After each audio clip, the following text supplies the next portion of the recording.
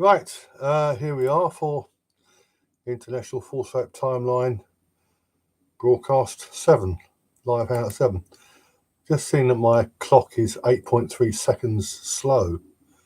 I'm not sure how that's possible. It's just as I've already done before, actually. I spilled coffee on my keyboard. In all the years I've been... right, well, I've had problems at this end with this Streamlabs. It doesn't appear to be working, but I really don't understand. I really don't understand the whole setup, Streamlabs. If I've been using Streamlabs or just YouTube Live Hangout, but I'll have to test it later next week. Right. A couple of other matters before I start on the main subject. The funeral of Professor Michael Patterson was held on November the 8th. As some of you may know, three now. Hello, whoever you are. As some of you or some people who later watch this may know, he was falsely accused of rape in 1991. Utterly bizarre case. It would have been comical if it hadn't been so serious. If the authorities hadn't taken this lunatic so seriously. If you read his account, which is on the timeline anyway, which it's really absolutely amazing. So he, in case you didn't know, he died quite suddenly. He was 78 or 79, but I think 78. I think died quite suddenly, which is very disappointing. His last book actually has just been published posthumously. It was edited a book on theatre. The other matter is that Paul Gambaccini has received a 5-figure payout from the Crown Prosecution Service, i.e. from public funds, for the way the way they treated him. I think he called it the flypaper strategy, putting somebody's name out in the public domain and hoping people will come forward and accuse him. Well, you do that. You invite people to make allegations, and some people will make allegation after allegation after allegation. Right, what we're going to deal with tonight is the fraud of tonic immobility. Hello, another one. Hello, thank you. If you want to, any of you want to introduce yourself, Sean Coleman here. It's from Ireland. He's done some excellent work on exposing Irish cases of miscarriage of justice. And I don't know who the others are. Oh, three now, oh dear. Tonic immobility.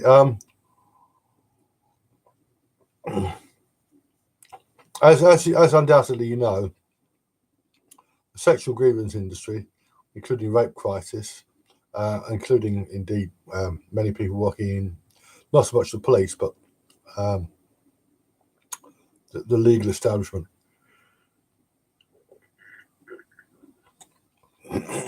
feminist academics and so on, feminist lawyers, the fantasies about rape, the way women are raped, are exceeded only by the fantasies of the statistics. We hear it time and time and time again that the vast majority of rapes go unreported, that there were not enough prosecutions, there were not enough convictions, that the police are too willing to no crime cases, that lawyers will drop them with no drop cases which should be prosecuted. The way they account for the statistics and the fact that the delayed report, so-called delayed reporting, is they have all sorts of things. Women are terrified to report because they fear they won't be believed. Garbage like that. And in recent years, they've come up with something. The latest gambit is tonic immobility. Now, tonic immobility is a real thing. It happens in animals. It can happen.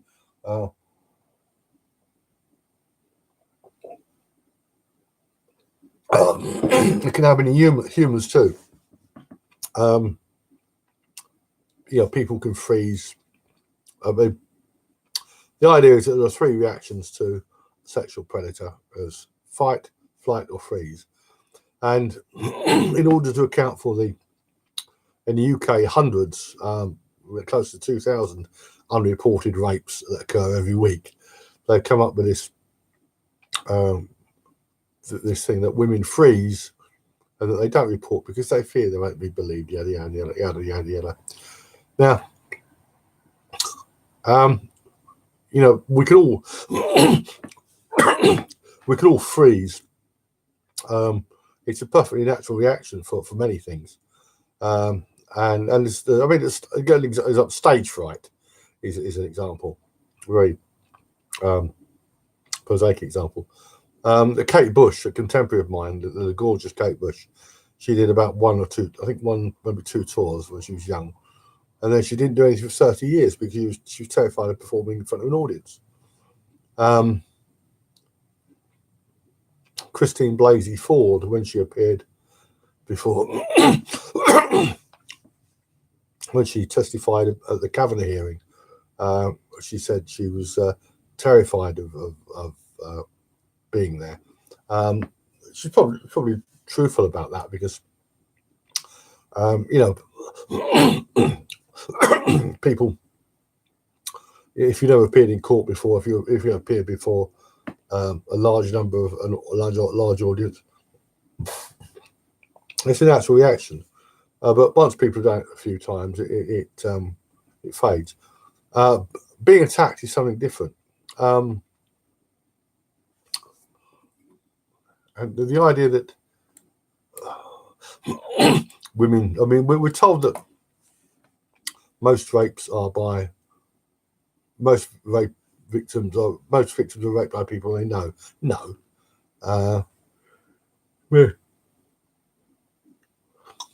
Most rapes are stranger rapes or genuine rapes, right? Not regret sex. Either stranger rapes or women are raped by people they know, by men they know slightly. They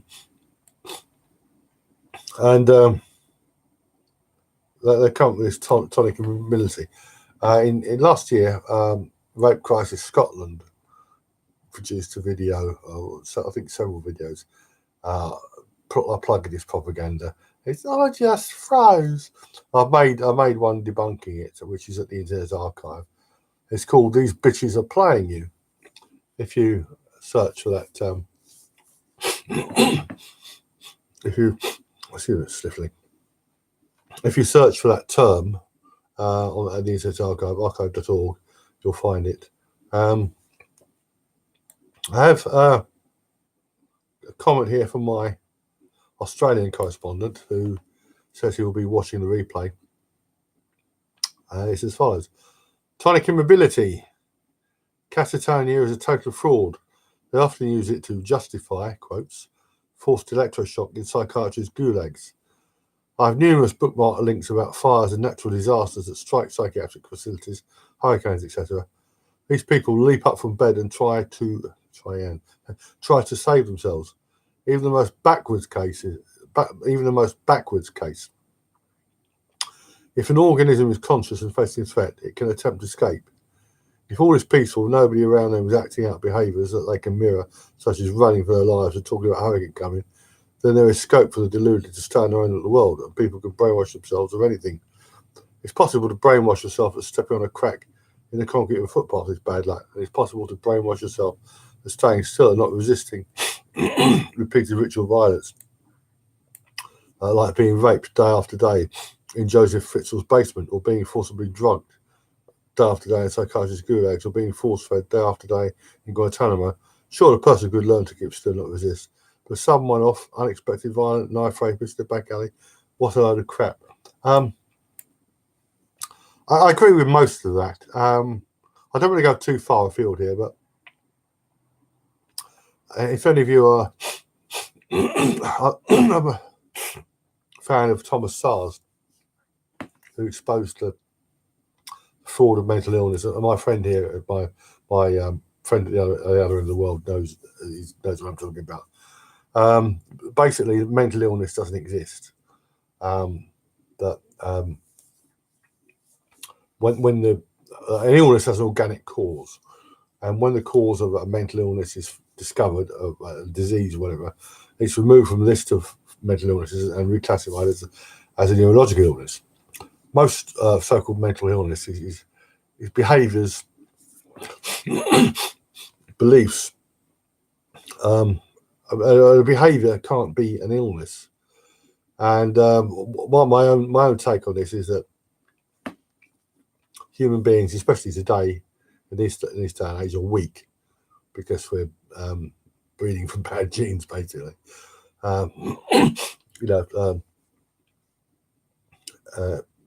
One time, if a woman had 10 children, 5 of them would die in infancy. Nowadays, a lot of people, they can do wonders saving disabled and mental defectives, like myself, I should add. I would, if I'd been born in 1856 rather than 1956, I doubt I'd have survived infancy. I certainly would have survived adulthood.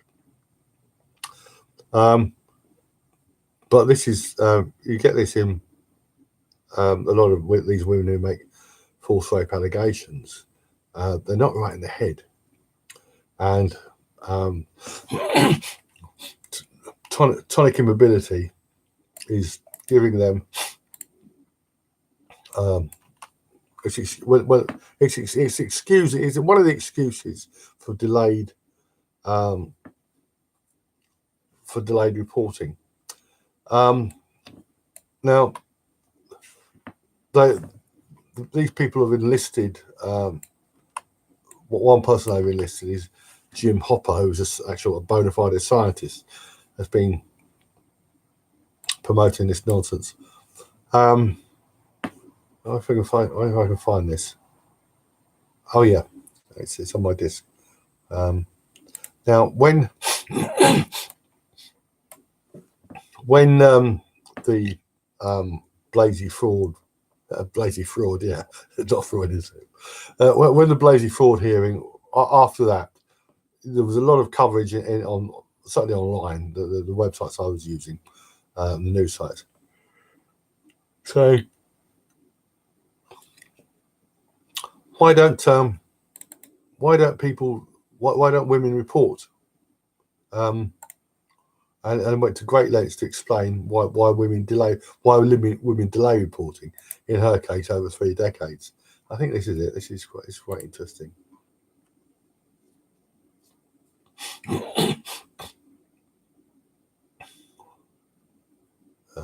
Come on, clicked it. So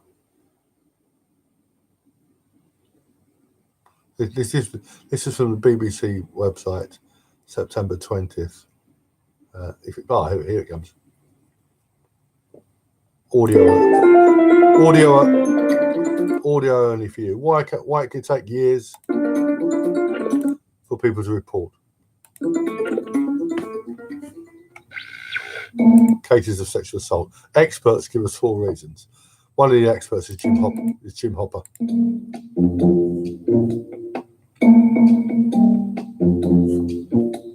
The first is historical taboos. This is some airhead feminist. She is incredible. She's totally incredible. Historically, there were a lot of taboos around Vanessa Grigoriadis.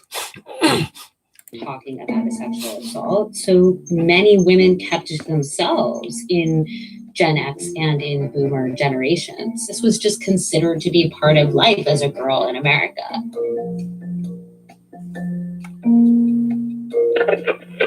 This is Hopper talking about fragmented memories. People still don't understand the nature of traumatic memories. It's normal to have fragmentary memories of any experience. But when we focus in on a traumatic experience, and now where people's careers or going to prison is at stake, people get really worked up about people missing parts of their memory, and they use that to attack people. So that's one fear that people have, that they won't be believed because they don't have this perfect memory and everything's there, and it's going to stand up to like a repeated cross-examination.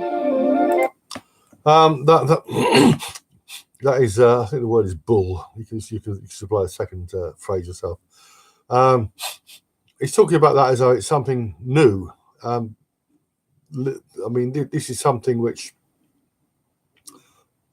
legal professionals, never mind psychologists, but legal professionals have long been aware of. No doubt any policeman who is of any experienced police officer will tell you that if, for example, let's take a hypothetical example. You have an elderly person crossing the road, hit by a car on a zebra crossing. The police come along promptly. There were 6 witnesses. Within 20 minutes, they'll have half a dozen different versions of what happened. Not simply because people are standing in different places, but because people remember things differently. People may actually see things different. One person may say the guy went up straight up in the air.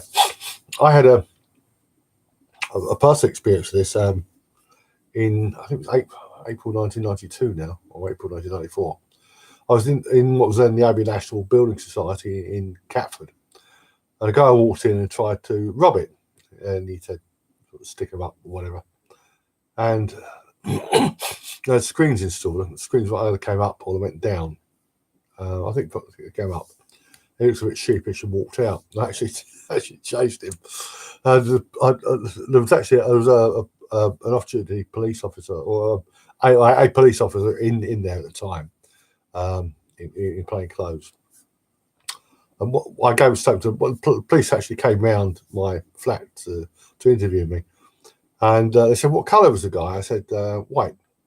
And he said, "You sure?" I said, "Yes." And they said, "Well, one person said he was black." Now, that's nothing. The guy was definitely white. People won't be able to tell what colour somebody's shirt was, and they get stuff out of sync. This is well recognised. Every judge knows about this. There's a very good judgment. I put it on this. I think I put it on the site. Onassis, the Aristotle Onassis, a case that went to the Supreme Court, the House of Lords in 1968. There's a great discussion there about memory, how somebody's testimony can be truthful, yet totally wrong. So Hopper is a mangina.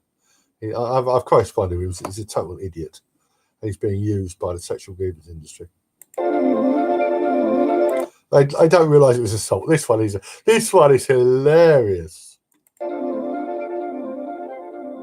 Until years later, this is absolutely hilarious. One of the extraordinary things about sexual assault is that a lot of people who are sexually assaulted don't know that they're sexually assaulted. You had an experience that's someplace on the range of bad sexual experience to rape. You didn't really talk about it, didn't tell anybody, and then 6 months later, you went to consciousness raising course or a feminist group meeting or something like that, and you told this story, and the people around you said that was rape. Consciousness raising. This is from second wave feminism. I mean, this is absolutely absurd. Look, if you. A reasonably, again, we're always talking here about a reasonably intelligent, educated woman, a woman who has her alleged attacker has no hold over. If you look on YouTube, marvelous, the video hub of the world, marvelous stuff there. If you look on YouTube, you'll find lots of people have caught maids and cleaners and and people stealing. You'll have a maid go to a hotel room or a house. She'll look into a wallet. She'll take a note out, right? Now, there are doubtless many people there who don't realise they've had money stolen from them. If you lose your purse, for example, in the street, or wallet or whatever, if you get home and you haven't got it, was your pocket picked or did you drop it? And lots of times you may be totally aware that you've been ripped off. I'm totally unaware you've been ripped off. At the other end of the scale, a guy walks up to you in the street and punches you in the face. Now, you may be dazed for a second or two, or considerably longer. Even if you don't, if you're knocked for six, if you don't realise somebody hit you in the face, when you get up and wake up, you realise that something bad happened to you. You know you were struck. A rape is a genuine rape is like that. It's if it takes you 6 months or 6 minutes, or 1 minute to realise it, you weren't raped. It's as simple. It's absolutely absurd. I wonder if I can. Have I got this? Absolutely absurd. Is this the one I wonder? No. There's that. I'll find it's on the full scope. Just let me find this. Just give me half a minute. Full scope timeline.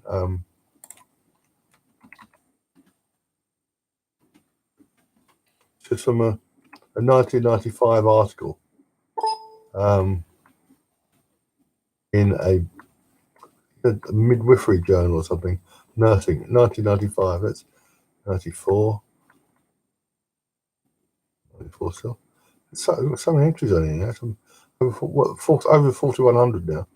Oh yeah, delayed reporting of sexual assault, implications for counselling, in the September-October issue of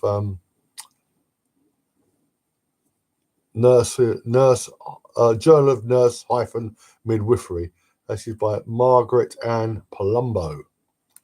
Obviously not Columbo. The article begins with an anecdote about a 17-year-old girl who claimed to have been raped a year earlier. And this disclosure led to this. A woman may divulge a rape history months or years later, because with increasing knowledge and maturity, she may have only recently come to understand the event as a crime and herself as a victim. Absolutely absurd. What these women do, there's a classic case is on the timeline. It's the Rodney Anderson case from, I think it's last year. It's from Norman, Oklahoma, I think it is. Rodney Anderson is an American football player. There's an audio there of the assistant district attorney explaining why the case against him did not go ahead. What these women do is they rewrite their sordid sexual encounters, be these encounters consensual, imaginary. They rewrite them as rape. It's just finished. It's only another 3/4 of a minute to go here. And now things get really dicey. Shame, that's the fourth one, shame. There's so much stigma and shame and potentially blame that get attached to being a rape victim or being a sexual assault survivor. They feel maybe. That's Hopper again. We hear it. I mean, in Pakistan, maybe, right? But not here. Not in the West. And probably not in most other countries as well. Not in any Western nation. Not anywhere in. Certainly not anywhere in North America. Probably not anywhere in Europe, or certainly Western Europe. And it's just absolutely ludicrous. And in those cases where there is shame, women fight back. I was wearing the wrong thing, or I led this guy on. I did say no, but maybe it was too late in the course of action. Check out the Holly Dunn song. The Holly Dunn song. When I say no, I mean maybe, or maybe I mean yes. Of course, no doesn't always mean no, but by the same token, yes doesn't always mean yes. Not, and this isn't just a sexual context. You know, little Johnny, Mum, can I have some sweets? Yes, later. Mum, can I do this? Can I do it? Yes, later. Can I? Yes. And this woman was just a complete idiot. They don't tell anyone because they don't think it's going to do them any good. No, they don't tell anyone. And months later, they suddenly decide they want justice. Garbage.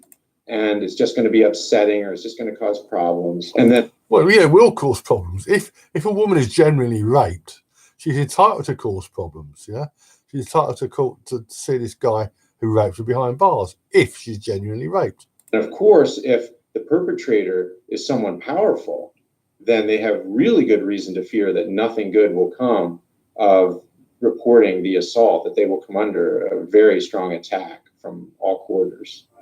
Yeah, this is the powerful men gambit again. Well, there can be serious consequences for falsely accusing powerful men, although you wouldn't think so if your name was Donald Trump. The reason for this is that people in positions of power tend to have full diaries, and to be able to account for their movements. So when they're falsely accused, there is more scope for there's greater scope for prosecuting their false accusers. Although many women falsely accused Donald Trump.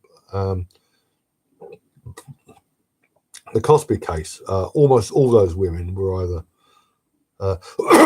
some of them had consensual sexual encounters with him, but almost all of them were just simply lying. Some of them never met him, and not one of them has been prosecuted. And now Cosby himself is in jail.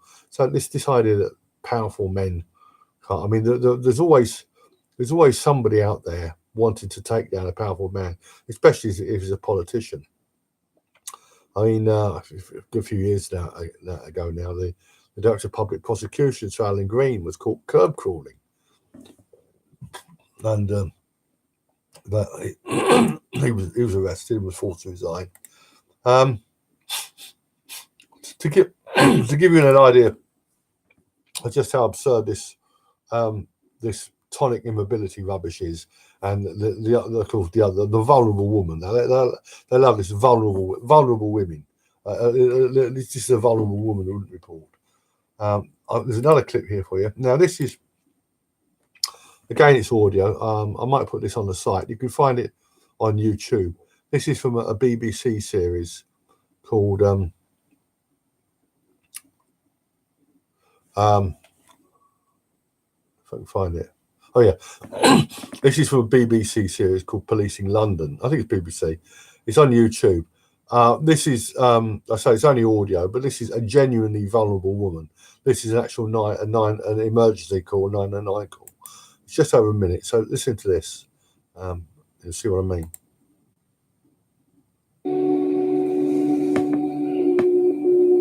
Police, what's your emergency? Yeah, I've got this bloke here. He doesn't want to have sex with me. He's touching me. I don't want to do it anymore. Who is he? How do you know him? He's in my bed. Oh my god. What's the postcode? TW5. Yep. H. That's not a postcode. He's got his colic. He's in my bed. He's drunk. That's fine. I need to send police over to help you. So can you give me the full postcode? Tango Whiskey 5 7 8 8 8 9 10. That's my postcode. I just want help. I'm really scared. That man is in my flat. He's trying to push me. What's your name? Jolene. Jolene. Okay, do you want to come in, Jolene? No, Okay. Hello there. Hi there. I'm not able to give you the postcode. Can I have the postcode for the area, please? Right, she is a bit disabled, as you probably were aware. Right. Down syndrome. I see. Okay. We'll try to get someone there as soon as we can. Okay, mate? Right. That was a woman, a genuinely vulnerable woman, Mongol. Sorry, I don't use euphemisms. A retard, yeah, an imbecile. But she's obviously been well brought up. Her mother appeared in the program, and she waved down. It only gave her first name, but Jolene. But yeah, so that this anonymity rubbish. What happened was this low life who had a track record for this sort of thing. He followed her. He saw her. He saw her in the street, and he followed her on the bus. And he either somehow he got into a flat. He bluffed his way in. He was drunk, and when the police arrested him, he was in her bed drunk. I say he had a track record for this. He would hang around hospitals and follow women. And he got 6.5 years for it. She wasn't actually. She thought she. Now this is a woman. You see this. An ordinary woman knows if she's been raped. This woman, she understood what sex was, but she wasn't sure if she'd been raped or not. She hadn't been raped, so I did this guy for attempted rape. So if a woman who is that of limited intelligence, if she can report attempted rape, a normal woman can report an actual rape. Period. No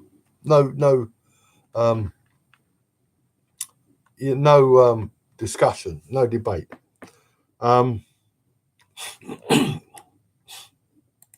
the whole tonic immobility scam, what they want, this is part of their attack on due process.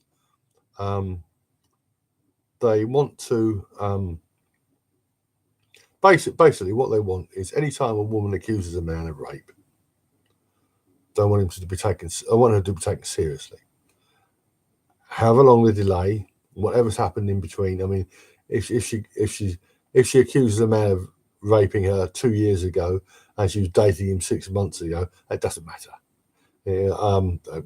See my article on rape trauma syndrome and the entry on the timeline for rape trauma syndrome. The way that they got absolutely, the way they've rewritten this nonsense. It's just unbelievable. Now I've got here another video. This is counselling. This is downloaded from YouTube on February 13th, 2016. This is I think this is a rape crisis. Yeah, rape crisis. 1 in 5 women will be rape crisis counselling. I'll start that again. The usual rubbish about statistics. 1 in 5 women. Yeah, sure. 1 in 5 women will be raped in her lifetime. That's more than 700 million women and girls. Most rapes go unreported, and survivors never access the medical care they need to prevent pregnancy, HIV, and sexually transmitted infections. Total rubbish. One more time, there is absolutely no reason for a reasonably intelligent, educated woman not to report the rape promptly, or to scream rape at the time, or to fight back against the rapist, or indeed to claw his eyes out. Okay, not obviously, not in every single case, but this is just pure propaganda. She's going on here about, the nonsense. If a survivor decides to get medical care, she may be confronted with healthcare workers who are unable or unwilling to provide her with the services she needs. If she decides, if she's had some low life she's never met, knows nothing about, maybe infected, forces himself on her, inside her, she may be damaged. If she's a genuine victim, she may be damaged, injured internally, disease, whatever. And where's the if come into it? Where's the if come to reporting it to the police? This is absolutely absurd. That's why rape crisis counselors are so important. We show up to advocate for a survivor's medical needs when she needs this help the most. Rape crisis does actually more harm than good. I have to do a special, I have to do a dedicated hangout on this. They basically they're encouraging women to make false allegations. Wouldn't you want that for your colleague, for your friend, for your sister, for your partner? The training that I received as a rape crisis counselor in the US should be free and available everywhere so that people all over the world can prepare themselves to serve as an advocate for survivors of sexual violence. Family, friends, and colleagues who accompany a rape survivor to the emergency room need an in-hand resource to let them know what to do to help.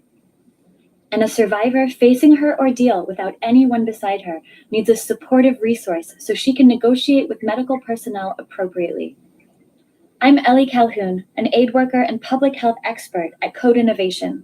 Yeah, it's excellent. You're an expert. So is Jim Hopper, but you're talking rubbish. When I lived in New York, I trained as a rape crisis counselor and I volunteered in emergency rooms across the city. My organization takes successful aid projects in Africa and digitizes them so they can scale. We're working with rape crisis centers around the US, including the Pittsburgh Action Against Rape Coalition, a network of aid workers, gender-based violence experts, women's rights defenders, and prophets. Gender-based violence, and rubbish about gender-based violence again. To create the first rape crisis counseling mobile app. Mobile app. How about we abolish rape crisis and let the police and the proper authorities deal with it? So what is happening with this tonic immobility? Well, so they're pushing it, and they're using this in order to erode due process, as if it hasn't been eroded far enough in the UK. Let's see, what's this? Yeah, this is an article from the BBC website, September 26, 2018. Number of rape charges at lowest level for 10 years. You think that was good, wouldn't you? Yeah, you think fewer rapes. You think was a good thing, but no, not for them.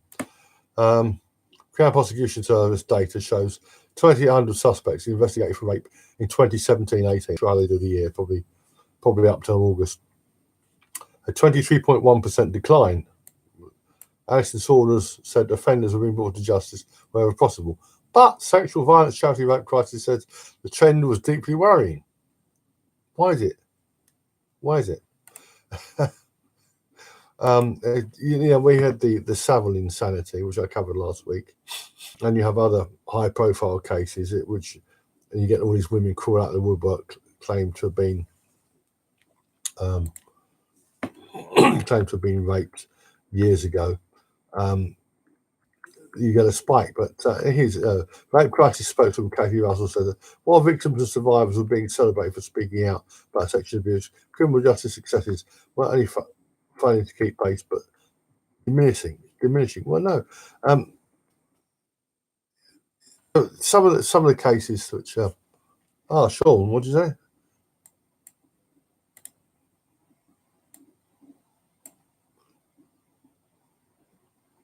Wish I had. It's enough for me just trying to keep up with nonsense. Oh yeah, yes. Perhaps in response to it really is difficult. But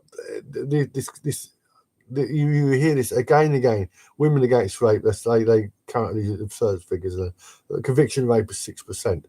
On the timeline, you'll find some excellent analysis. There's one by Robert Whiston, who demolishes these figures. But tonic immobility is real. It's something that happens in animals, and it can happen. You can freeze, human beings can freeze. But the idea that there are literally hundreds of women every week, 1,000, 1,500 women every week in the UK being attacked, freezing, while a guy, I mean, actually, presumably her knickers come down, so she doesn't do anything about that. Where do these rapes occur? Most of them occur only in the tiny minds of the alleged victims. And if you look at the timeline, you'll find lots of cases of this, of women. These cases don't get a lot of publicity. I did one here which I added the other day from the local press. The local press in Braintree. Here's one. A teenager was allegedly raped, apparently in the street, by two men. 16-year-old girl at Braintree claimed to have been attacked by two men in the street. Two men were arrested and bailed. I think maybe one man who she was claimed to be attacked by one man, but two men were arrested anyway and bailed. This is the entry for October 15th, 2005. Two men were arrested and bailed, and the following January, I think January is it? Following January 2006, it was reported that the police had released both men from bail and were no longer investigating the rape. There's lots of cases like this. Women, they get drunk and they imagine they've been raped, or they get drunk, or they have a few drinks and they do things they wouldn't normally do, or they just do it for seeking attention. And all these, they keep telling us that it's so rare. It's so rare. False allegations are as rare as barking dogs, and a lot of these women are barking in any case. Anyway, what I would suggest is that I'll just put up the link for these bitches are playing you. So tonic immobility is. It is. Tonic immobility is it's another excuse for so-called delayed reporting. I explained previously what could happen with delayed reports. I highlighted two cases in particular, that of Andrew Bond and bloke named Dawes. Both of whom, Dawes was very unchivalrous. He invited this young woman back to his home, had sex with her, and then told her to go down the street and phone for a taxi. Andrew Bond had sex with a woman at his flat. She ran out. Afterwards, she ran out of the flat, and just like that, and went to a relative nearby and claimed she was raped. And he was saved. He was saved by CCTV. With delayed reporting, both those men would undoubtedly, if these accusers are delayed reporting, both of them would undoubtedly be convicted. You'll find lots on the false rape timeline. There's well over 100 instances now of men who have been saved by CCTV. So you can imagine how many haven't been saved by, how many innocent men haven't been saved by CCTV.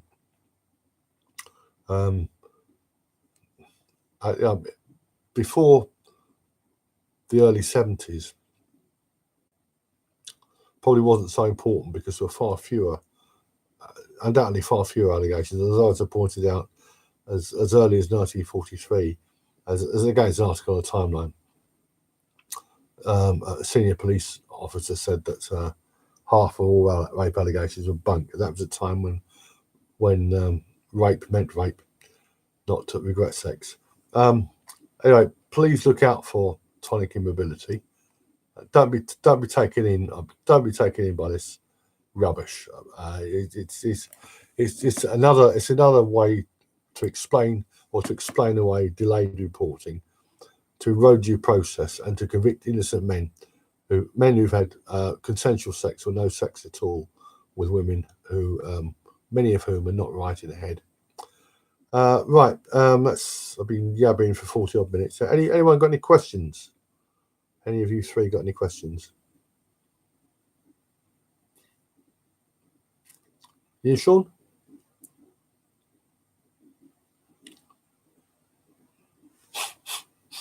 No. Right then, I'll wrap it up now. I might do another one next week, next Friday. I'm really hoping for, some people get massive turnouts on their live streams. I would like to think this is an important subject, but it probably isn't. Most men don't think it's important until they get falsely accused or arrested. I'll wrap it up now. I'll put this on. I'll edit out the irrelevant stuff at the beginning and put this on the timeline, and later on YouTube, and later on the Internet Archive. Any of you? I'm adding to the timeline. I'm not going to be adding quite so much over the next few months because I have other things to do. But if any of you find cases I haven't got, especially cases that may be reported only in your local press, or if you get any official documentation for cases, that'd be marvelous. Please send them to me, and I will add them in due course. Right, so I'm going to wrap it up now. Thank you for coming, all three of you, 4 at one time, and I'll do another one of these live hangouts. I'll have a look at this. Was it Sound? Was it Streamlabs? Yeah, I'm not sure I've got it set up properly, but you can hear me. That's the main thing, and I can read your. I know you're there. Okay, right. Well, I'm ending this stream now. Thank you for coming, and I'll see you all again soon.